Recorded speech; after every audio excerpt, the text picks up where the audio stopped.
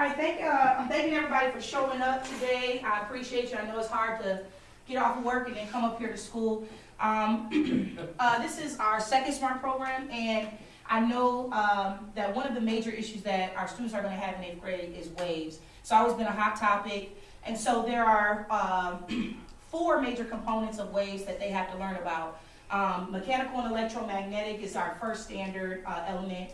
Then the behavior of light waves, also how those behaviors are affected by different mediums, such as air and water, and then solids, and then also the parts of a wave. And so what I'm going to start off with is the parts of a wave, because I think that's one of our hardest areas for our students to go ahead and grasp. They've never seen a wave before, and so it's not like a water wave. They have to know these specific parts. So the first part is distinguishing mechanical and electromagnetic as our 2 categories, but then we're going to be looking at specific parts. And you'll see here our diagrams of the 2 main waves that our students need to know about, which is going to be transverse waves and then longitudinal waves, okay? And what happens is our students get confused a lot about these parts, and so mastering the parts of these waves are going to go ahead and basically be a cornerstone to how well they do with the other elements, because if they understand what kind of wave they're looking at, then they'll know how they're going to behave. So all of it ties in together by knowing what type of wave they're looking at and then knowing the parts. One of the things that we do is that we try to go ahead and relate something that is out of their realm to something that is in their realm. So when we look at that top wave, we're talking about a transverse wave. And a lot of times students need to understand that transverse waves look like a rope. So when you take a rope and you tie it to a fixed end and you're the person wiggling up and down, you'll notice that it'll go ahead and give you this wave-like motion, like a water wave, and that's our transverse wave. And one of the things is that we have peaks and troughs, which we call crests and troughs, wavelength and amplitude. And wavelength has a lot to do with how the wave is going to behave and how it will react, and it has a lot to do with when we get into light and sound too. So mastering this concept actually is a backbone for our next unit concept when we talk about light and sound specifically. You'll see wavelength here, okay? And that's a big part of it, because students will have to know what happens if the wavelength gets longer and what happens if the wavelength gets shorter. We're all familiar with, like if you go to the hospital, you get an EKG readout, and if they're kind of reading your heart rate and it's going a lot faster, you pretty much have a high energy heart rate. And so our students can recognize this as well, the same way you do. So when we have a gentle slope, we know that the wavelength is long and therefore the energy is low. And we also can look at frequency as well. We don't see the bumps as frequent. So if we don't see the bumps as frequent, there's a low frequency. So I've taught my students a little limerick to remember: long, low, low, short, high, high. And it helps them throughout. So long, low, low, if the wavelength is long, then the energy is low and the frequency is low. And if the wavelength is short, then therefore the energy is high and the frequency is high, okay?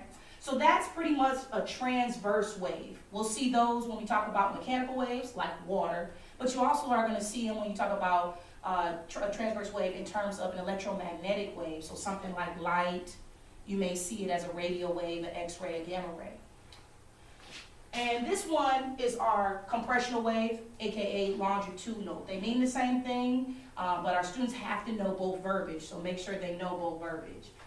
You have compressions and you have rarefactions. We like to go ahead and use the slinky as this one because it kind of gives you an appearance of a slinky. If we were to hold a slinky all the way out and I pushed on one end, you would see a pressed part together start to move kind of through the slinky. And so this one, if you push in that direction, it's going to go in that direction. But with the transverse wave, we go up and down and it looks like the wave goes side to side. So this one has a perpendicular, but this one has a parallel, okay? So you have compressions pressed together, then you have rarefactions, and these are spread out. And these are the backbone of what our students need to know. So when they master compressional and they master transverse, then they can go ahead and say, okay, now I know light and now I know sound. So knowing these parts, this is a good diagram. On this particular one, we have an audio overview. So this one will talk to you. So you can actually go to this website, the SMART program website, click on this slide, and then it'll go ahead and talk to you. The next one that we're going to look at is the wave behaviors. And we've got reflection, refraction, diffraction, constructive and destructive interference. And then I've also added in some quizzes and some practice. So one of the things I want to look at is labeling waves. So you can directly click on labeling waves, and it will pull up an activity for you to do. So we'll just go ahead and slide through here. And now you can go ahead and quiz your child on those parts that you just learned about in that first section. So here's a quick little worksheet about labeling waves, the highest point, the lowest point. So if we were to toggle back and forth, we could quickly answer these questions. The amount of wave that and the amount of energy that a wave carries, the distance from crest to crest, Wavelength. wavelength. Awesome job. Awesome job. Go stop. So quickly, we are able to go ahead and pick up on some of these by definition and visually by looking at a diagram. We want to be able to do both. So having the vocabulary and then also having the structure as well of a wave is going to help us.